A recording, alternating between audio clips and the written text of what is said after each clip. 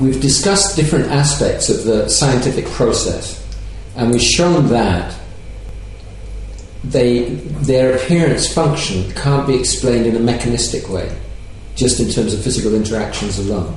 But when the scientists actually investigate these things, ultimately they come up against, if they're honest, they come up against the conclusion that they've been manifested by inconceivable potency. So now I want to finish off by talking about the appearance of matter. Matter is also part of the scientific process. Our body is composed of matter. The whole field of scientific investigation is composed of matter, and the apparatus and everything that scientists use, is also composed of matter. So it's an essential part of the scientific process. So according to the principle that the objective scientific method can't look at itself, so that means that it can't completely explain matter. It can talk about something about matter, but it can't really explain objectively where it comes from, how it works, what it's composed of. That's our prediction. Now, the mechanistic idea, the physical idea at the moment, where did the universe come from? It comes from a Big Bang, according to them. Now, we should understand, first of all, that... I can start over again.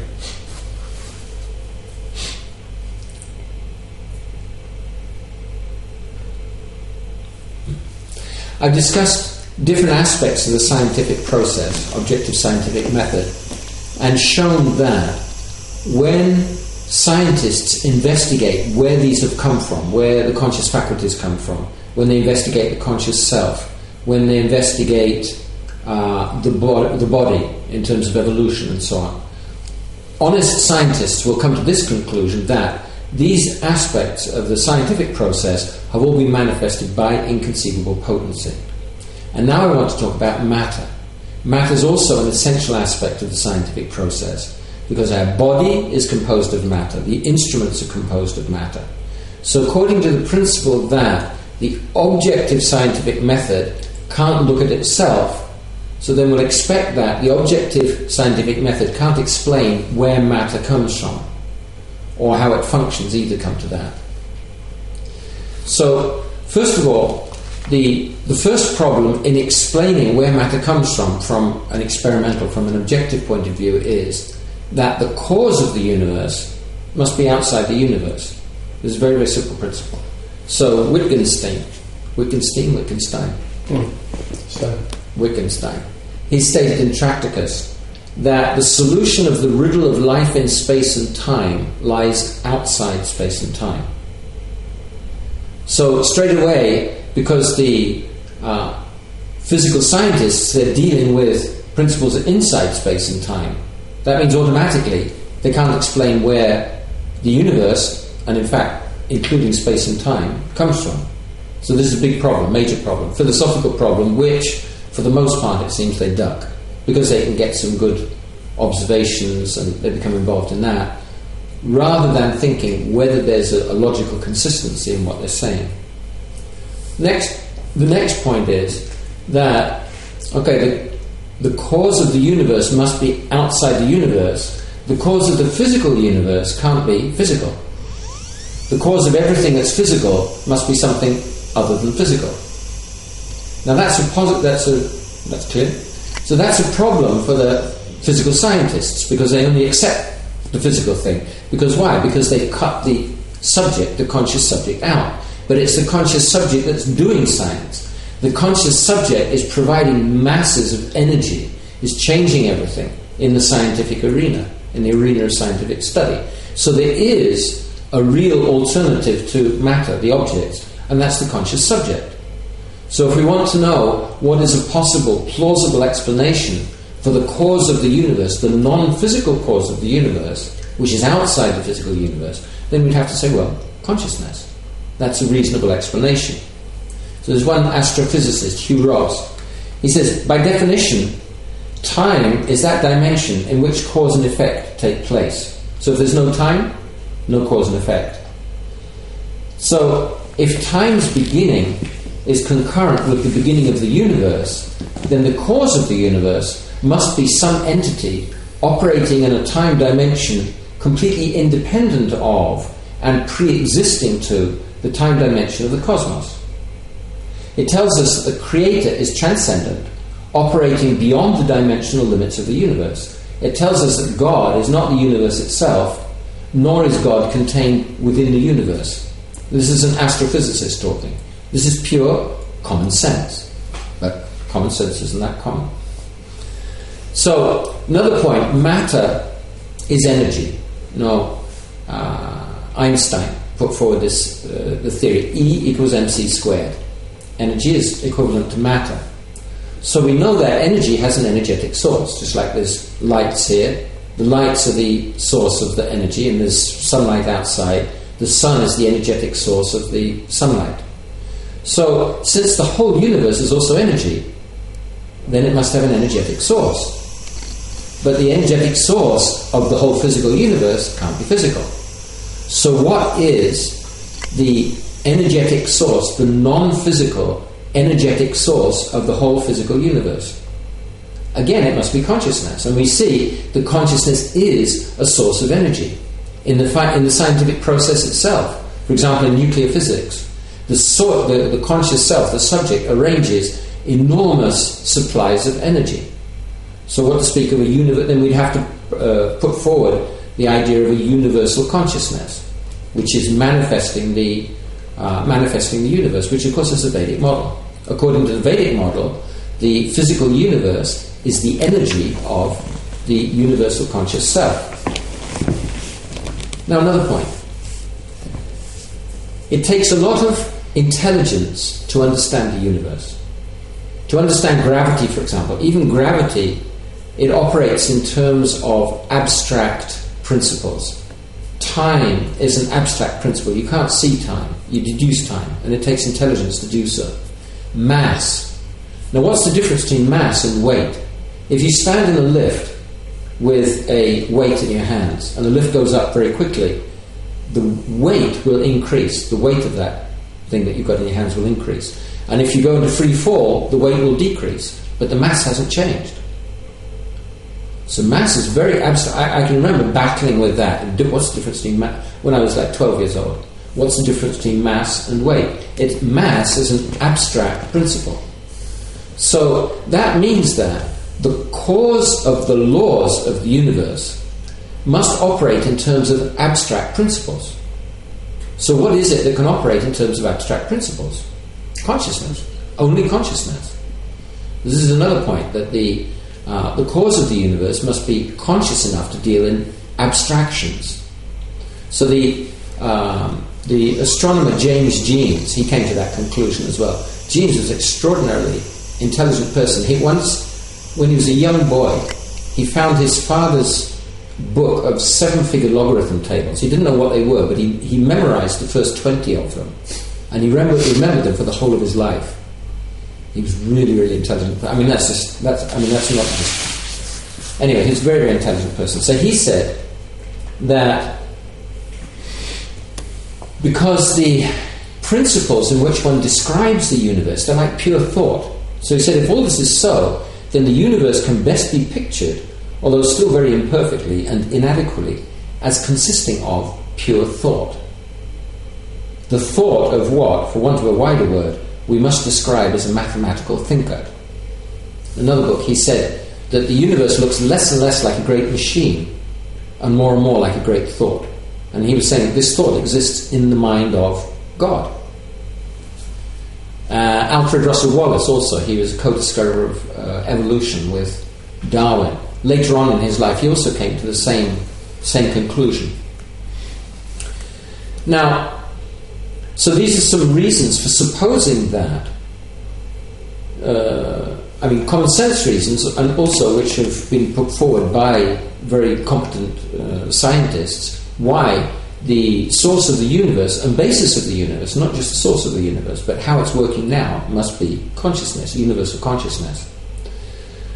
Many scientists are not interested in that. They say we've got the Big Bang Theory and it works fine for us, so we're not interested in anything else. So now it'd be interesting to discuss actually what is the status of the Big Bang Theory. The Big Bang Theory came when Hubble found that he was examining the light of galaxies in the universe. So he found that when he was examining the spectra, if you split up the light using a prism, so you get spectrum, and there are certain lines in the spectrum corresponding to elements. So what he found was that the lines in the galaxies were shifted towards the red end of the spectrum. Okay, now there's a violet end and a red end, and they shifted towards the red end of the spectrum. So he said that's because the frequency has changed, and it's because of a Doppler effect. Now, what's the Doppler effect? If you're standing with a train coming towards you, and it's blowing on its whistle, so here you go, zzz, as it goes past, because the frequency of the sound when it's coming to you is higher than the frequency of the sound when it's going away. And the faster it goes away, the lower the frequency will go. Okay, so far. Mm-hmm. So Hubble said that the frequency of the light had been changed because the galaxies where the shift was big, where the lines had shifted a lot towards the red end of the spectrum, it meant that they were going away from Earth very quickly. So then some astronomers came to the conclusion that the universe was expanding. And they said that, but then if you turn time backwards, then it comes to a single point, 14 million years ago. So then they came to the conclusion that the universe had appeared from a single point, singularity. Singularity is a single point where the laws of physics break down completely. You can't describe it mathematically. And then they said that this this minuscule but incredibly powerful speck of energy had expanded, and then the temperature fell, matter came out, coalesced out of that, and gradually it turned into what we see today: galaxies, solar system, suns, and so on. And the reason for putting forward the Big Bang theory is that this is the shift of the spectra. And they say that what we're seeing is time-space expanding. They say it's not that the universe was expanding in space. Before this singularity appeared, there was no time-space. One physicist said the Big Bang introduced time and space into the universe, which it brought into being by doing so. It's like a kind of koan. Mm. So, you can't talk rationally about this. Where is the singularity? Well, it isn't anywhere. When did it happen? It didn't happen anywhere. It's before time and space. It's completely metaphysical. Of course, there's a problem where how can all this energy appear out of nothing? More than that, how can the laws of nature appear out of nothing by chance? What is a law? Actually, there's no law. We don't see any laws. Supposing you keep dropping apples, and you find that it happens regularly. So then you come to the law of gravitation. But actually, there's no law. The law of gravitation is simply something in our mind which connects our observations, different observations of things falling. So how did that regularity appear causelessly? It's bizarre. It's completely bizarre. Now, that's just logical way of looking at the Big Bang. What about the evidence? Well, there are big problems actually, because they find that there's heavenly bodies called quasars, and these quasars, they have very high redshift. So according to the astronomers, that means that they're very, very distant. But the problem is they're very, very bright. So it means that, according to their reckoning, these quasars must be absolutely colossal entities at an absolutely colossal temperature, and they can't figure out what's going on there. That's not the only problem, because these quasars are sometimes joined up to galaxies which have a different redshift. Now, according to their way of thinking, the quasars, they're out there, that means they're receding at a huge rate, and the galaxies are with a lesser redshift, they're here, and they're not going so fast. But what's been found is that there's a physical connection between the two. So there's an astronomer called ARP, he's done a lot of investigation and he's found many examples of bodies with different redshifts having physical connection. And this is a big problem for them. And recently he found a quasar in front of a galaxy with a lower redshift. Now, according to what they're saying, the quasar is very distant and going away at a huge rate of knots, and this galaxy is much closer, going away more slowly. But what he's shown is that the quasar is in front of the galaxy. So most of the astronomers, they don't accept what he says. And he's a very respected, competent astronomer. He was Hubble's assistant for some time.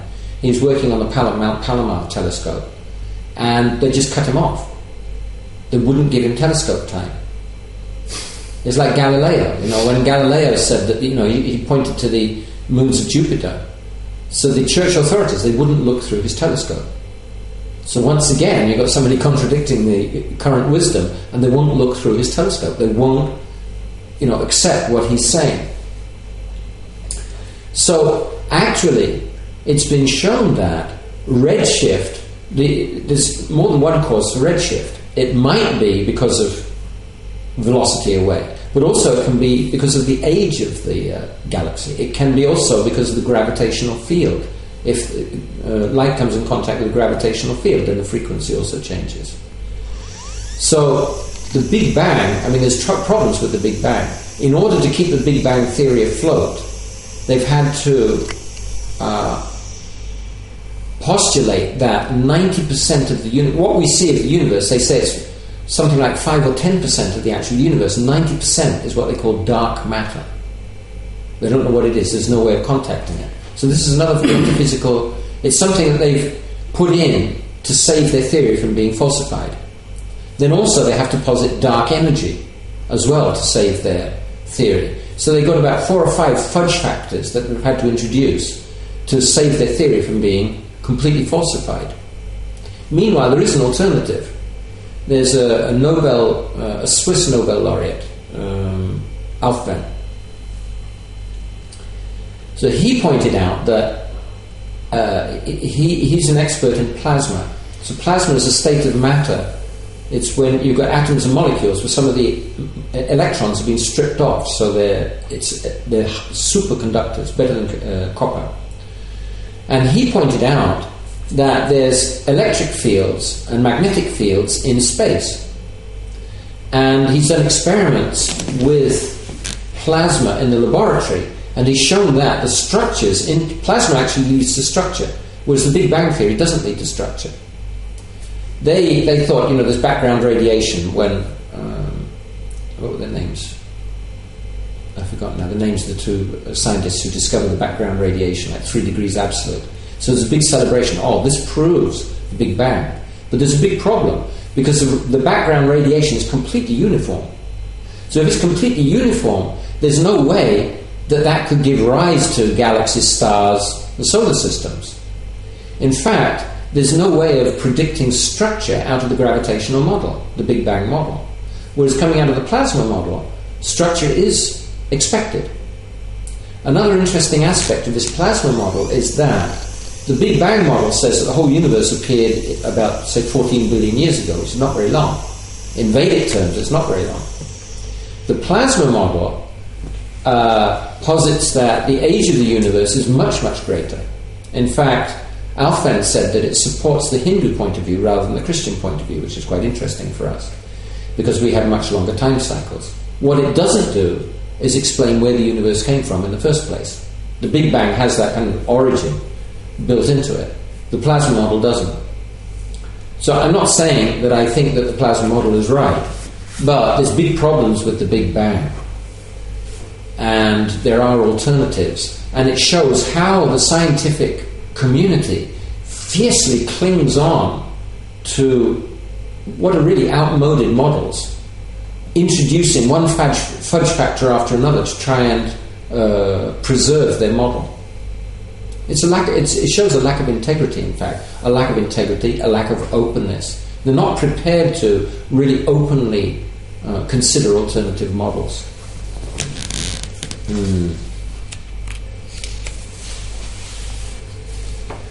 Alfven made a very interesting point. He said that the original Greeks had a mythical approach to reality. Then there was a period when they had a scientific approach. They were actually looking at, what's happening in the material world, and they were trying to explain it. Then later on, again, the mythical approach came in. But then, say in the 16th century, 16th, 17th century, then the scientific approach came. And now he says the whole approach of the scientific community at the moment is completely mythological. Instead of what the gods did, they have some mathematical perfection, which has nothing to do with everyday experience. He said there's no experience of everything coming from nothing. None at all. And actually, what we've been discussing, the whole thing is myth. It's all myth. You've got the myth of evolution, the Big Bang myth, the myth of genetic mutation. There's so many myths. The myth of the non-existence of the mind just coming out of the brainwaves. It's all coming from a presupposition. It's not coming from looking at what's happening in the world and then coming to a worldview based on that. It's all based on presupposition and trying to preserve the presupposition in the face of contradictory argument. So in the dictionary it says that a theory is a reasonable explanation of known facts. But actually their so-called theories are not. They're irrational cover-ups for known facts. They deny known facts and they cover up known facts, especially the theory of evolution. It's wonderful. So Alfven condemns the mythological approach, and he puts forward the idea that science should start from experience. That he's a scientist. Now, another point which has raised a lot of discussion is the improbability of the appearance of the universe. The physical constants, the structure of the universe as it is at the moment depends on very exact values for specific physical constants, like the charge of the electron, charge of the proton, mass of the electron, mass of the proton, the nature of water, proportion of the gravitational constant to the electromagnetic, like this. So physicists have seen that these are fine-tuned to an extraordinary degree. Physicists who believe in the Big Bang, they say that this wasn't any old Big Bang. Paul Davies, he's a professor of theoretical physics in London, says the explosive vigour of the universe is thus matched with almost unbelievable accuracy to its gravitating power. In other words, it's exploding outwards and at the same time it's gravitating towards itself. The Big Bang was evidently not any old Big Bang, but an explosion of exquisitely arranged magnitude. And then Stephen Hawking says, if the rate of expansion 1 second after the Big Bang had been smaller by even 1 part in 100,000 million, the universe would have recollapsed before it ever reached its present size. Now, I'm not saying that we accept the Big Bang, but this is some degree of, it's showing how exactly matched these constants are in order to create a universe which can even exist and can maintain life. So there's Penrose, he's actually a colleague of Stephen Hawking. So he calculated the probability of the existence of a universe that can sustain life. And he said it's 10 to the power of 10 to the power of 123. 10 to the power of 10 to the power of 123. That doesn't, I mean, even if it was 10 with 123 zeros, that would be it's inconceivable in probability. But it's not 10 with 123 zeros. It's 10 with 10 to the power of 123 zeros. It's just totally inconceivable. It's a completely inconceivable number. Davies says that, Penrose says, if you were to write a 0 on every separate proton and every separate neutron in the whole universe, you still wouldn't be able to write it down. It's such a colossal number. So this is the odds against the appearance of a universe capable of supporting life. In other words, it's completely inconceivable.